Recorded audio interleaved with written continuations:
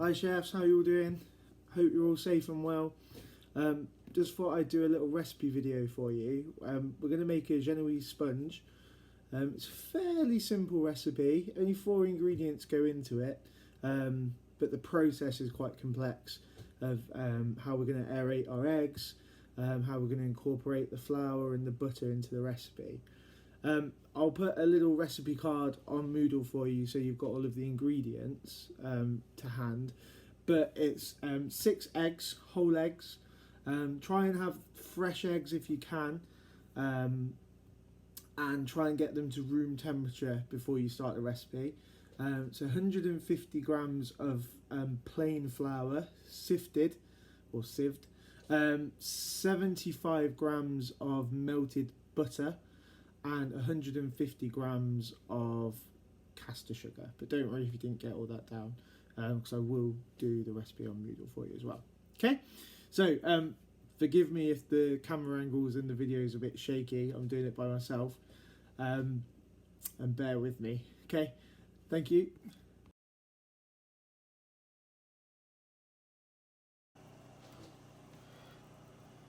Okay, so you want to crack your 6 eggs into a bowl, nice big bowl that's going to be easy to whisk in.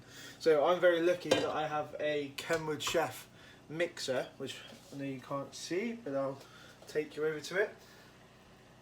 Okay, so I have a stand mixer. You could use a handheld mixer, or you can use a normal whisk if you want to, but you will have huge arms by the time you've finished. Okay. You also want to pre-melt your butter. Okay, so we want our butter to have time to cool down. So my butter's melted. I'm just going to take that off and leave it to cool. Basically, we want to bring it down to room temperature.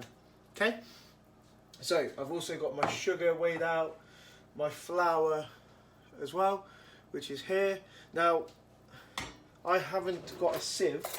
I've got every other piece of equipment you could ever need or want, but I haven't got a sieve. So with a fork, I'm just going to run it through just to get rid of any lumps. It's not ideal, but we don't live in ideal times at the minute, do we? So, and I've got my sugar. Okay. So what we're going to do with this recipe is we're going to start by warming our eggs. Okay, so just over a bain-marie. So I've got my eggs, I've got a whisk. We don't want the water to be boiling, we just want to warm our eggs whilst whisking. Okay, so we want to not cook them at this stage, we just want to warm them through. And once we've broken our eggs, we're going to add our sugar. And we're basically going to make a little sabayon. So we're going to start it with a hand whisk over the heat, and then we're going to put it on our stand mixer to incorporate the air. Now, by warming it up, basically what we're doing is we're strengthening the egg. So it will help with the aeration process, because this is a mechanically aerated sponge. Means it's going to take our manpower or our machine power to create our air. So we just want it to warm up just above room temperature.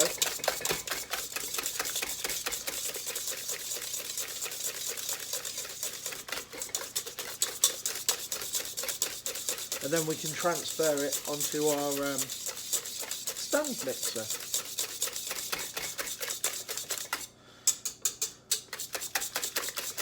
Okay.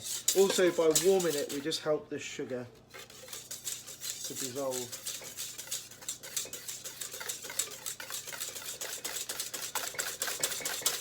Okay.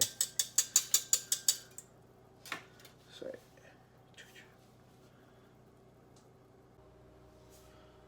Okay, I've transferred my bowl now onto my stand mixer, and I'm just going to turn it on to a medium speed.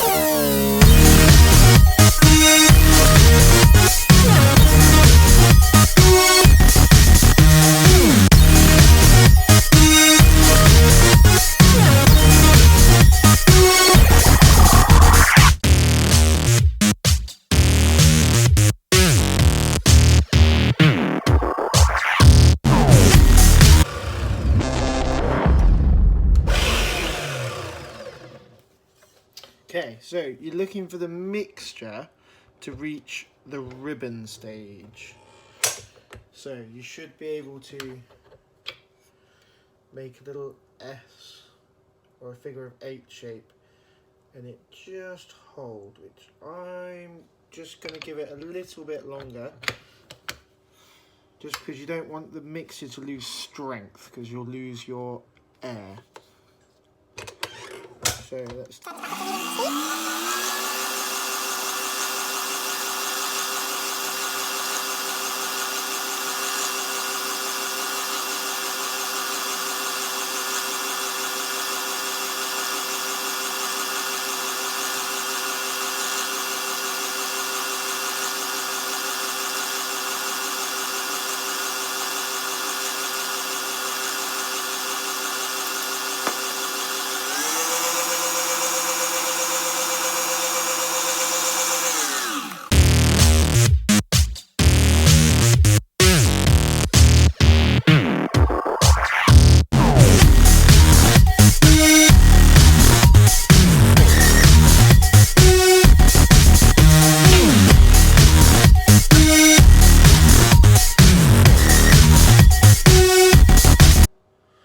Okay, so the next part of the process is incorporating the sieved flour, or the forked flour, because I haven't got a sieve, into our mixture. So we're going to do it in 2 or 3 stages, just to really keep the aeration, because remember, it's a mechanically aerated mixture, so all the air that we're going to get into this mixture is in there now. So we're really trying to be careful and not lose the aeration within this mixture. So you could do it with a metal spoon, you could do it with a spatula, and some traditionalists would say to do it with your hand. I'm going to use a spatula because I like using spatulas. You can get right to the bottom and incorporate it. And I'm just going to sprinkle my flour on really gently, because again, we don't want to lose the aeration. And then I'm going to carefully fold this flour in. And again, all the time we're being gentle with our mixture. A lot of the flour will fall to the bottom, so we just want to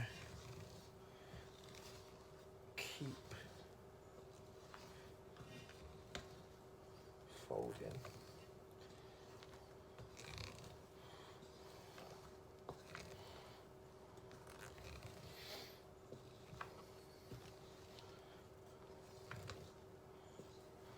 So get your spatula around the bowl, right to the bottom, and then cut through the mixture.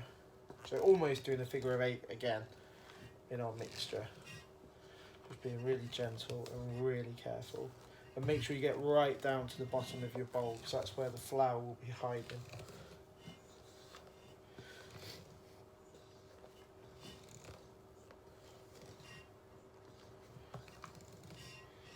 Okay, so once I'm happy that that's incorporated, which I think I am, I'm going to add some more of my mixture and just sprinkle it over the top. You don't have to add all of it in one go or 2 goes. If you think it needs a couple more goes, that's fine. I'm going to be brave and go in with all of mine. Because as you all know, I am a maverick. I'm not really.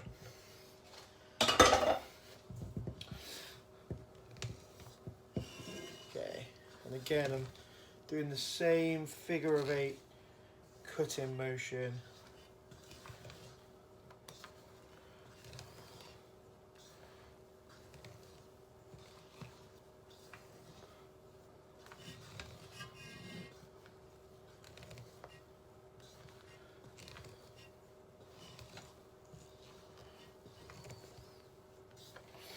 And again, go right down to the bottom. That's where all your flour is hiding. And remember, it's plain flour or soft flour, because again it's a mechanically aerated sponge. We are putting the air in. We're not relying on a chemical baking powder or bicarb to aerate our sponge.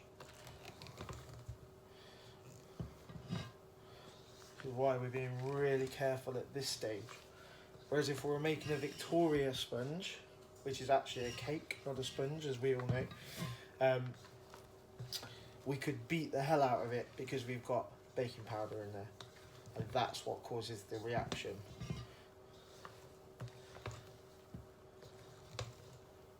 Okay, so we're nearly incorporated. You'll see the mixture will change texture, and it will thicken slightly. Again, just make sure you're getting right down to the bottom every time.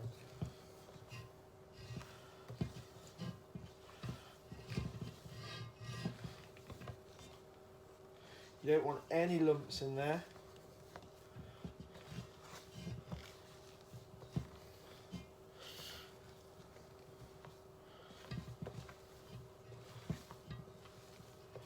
Okay, I think I'm happy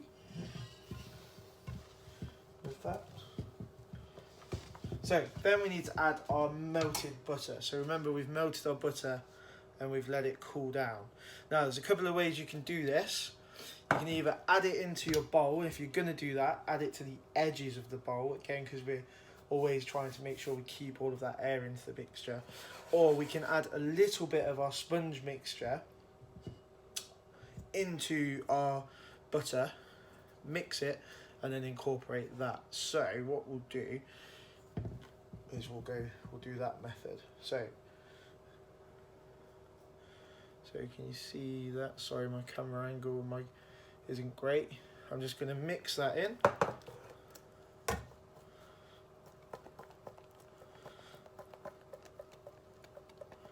And then I'm going to gently add it to our mixture. Again, just being careful. And that just makes it incorporate into our mixture a lot easier, because we've added the egg protein into the fat, so it incorporates much easier. And again, I'm just going to mix it until it's fully incorporated.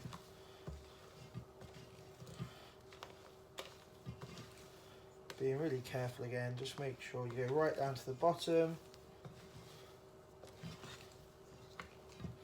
You could make a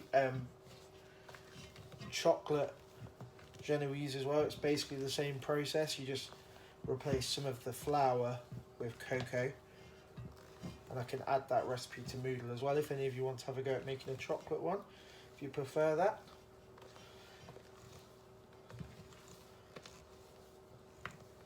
Okay, so your mixture should still be nice and light, should be really airy. And this is a much lighter sponge than, say, a Victoria sponge, which again is actually a cake, not a sponge. Okay, so now we've got our mixture. You can see it's nice and light, nice and fluffy, nice and airy still. We're going to put it into our cake tins. So I've got two. Let me just change the camera angle slightly. I've got two that I've already greased and lined. Okay, and again, being really gentle, I'm just going to pour this mixture in just above halfway. We don't want these to overflow. And I've actually buttered and floured my tins. You could use some greaseproof paper at the bottom if you want, but again, I didn't have any greaseproof paper, and I wasn't going to go back out to the shops under the current circumstances to buy one. So notice I've put it on a tray as well. So I always bake my cakes on a tray, just because I've had incidents before where they've overflown and burnt onto the bottom of my oven. We all make mistakes. Okay, so we then put that into a preheated oven at 180, 190.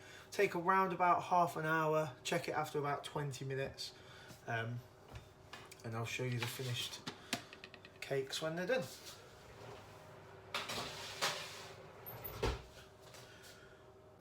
Okay, so my cakes are now done. They took about 25 minutes on 180, and you can see they've started to come away from the edges. I'm not going to stick a knife in because I can tell by the springiness and the fact that they've come away from the edges. I'm going to leave them for about 5 minutes, and then I'm going to take them out, put them on a cooling rack and let them cool down. Once they're cool, I'm going to cling film them and leave them till tomorrow when I'm going to decorate them, but that'll be a new video. Okay, so that's your Genoise sponge done.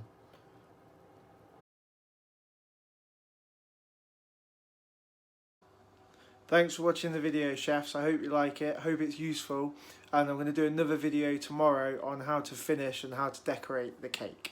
Okay, thank you, bye.